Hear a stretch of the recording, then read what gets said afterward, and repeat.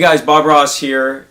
The idea of 12 keys is one that gets discussed quite a bit, and over the past few years on social media, especially within Facebook groups, you'll see multiple opinions about, well, actually two opinions, yes and no, on whether or not to do 12 keys. Now before we get started, don't forget to check the links down below where you'll find links to my musiclessons.com lessons and courses, as well as to the gear that I use, and a link to the Everyday Musician, which is a blog of mine that comes out every Thursday discussing some of my perspectives in being a musician educator. Now, I would like to take you back to, at least for me, my experience going back about a decade now. When I went to grad school in UArts at Philly, we had a class in which we learned 10 tunes and 12 keys. Now, I don't remember every single tune that was on that list, but I can tell you a few. One was Stella by Starlight, another was Blue and Green, another was Giant Steps in all 12 keys. And if I remember right, You Don't Know What Love Is was also on that list. Now, I'm forgetting some of the others.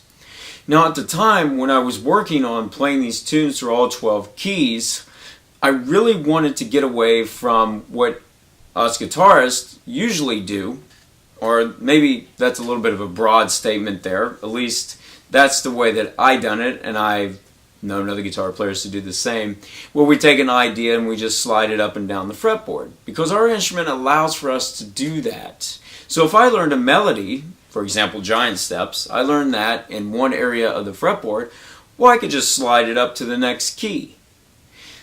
Now, that became something that was challenged when I went into an improv class and we were working on some ideas, and it happened to actually be a sax player by the name of Ben Schachter, great tenor sax player in the Philadelphia area. I think he's still there. I highly suggest you check out his recordings because he's a great tenor sax player. Really dives into the odd meter stuff a lot, but great tenor player. Anyways, we're in class and he knows from experience that guitar players sometimes get into this moving around of the fretboard to accommodate for different key shifts.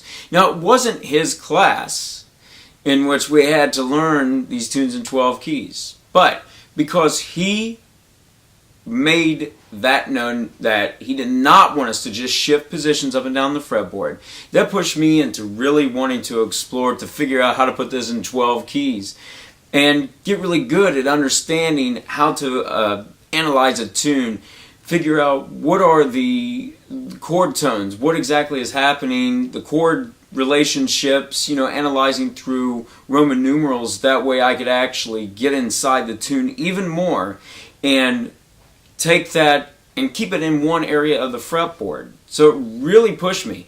And what I would do at the time is write out diagrams of it. I would write out Roman numeral evaluations of the tune, and I would write out what the scale degree was for the notes that were within the melody. That way I can remember it that way.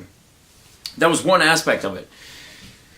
Now, that particular approach, putting a tune through all 12 keys, those 10 tunes, I done fairly well.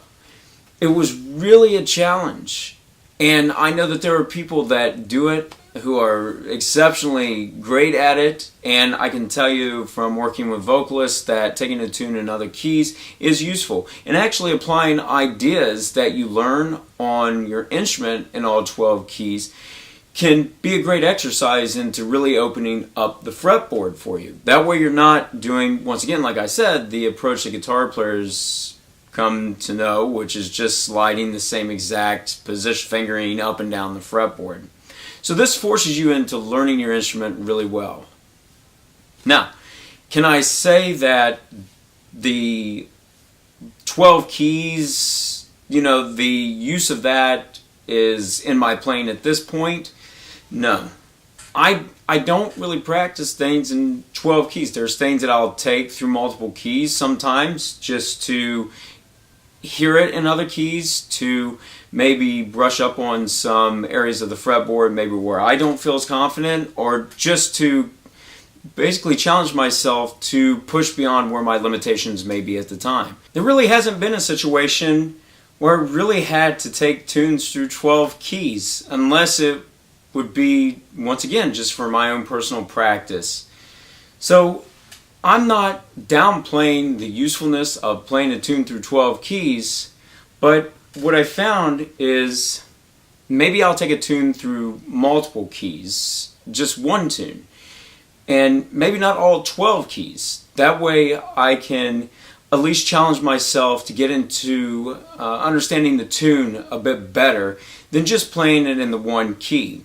Now, if you take a tune in other keys, that also opens up something a little bit different. I know some of you may find this odd, but when you put a tune in another key, there's just something about it. You know, it hits your ear a little bit different. You're used to hearing recordings of some of your favorite musicians playing a tune in one certain key, and you play the tune in that key, and everybody else you know plays a tune in that one key, and then you take it into another key.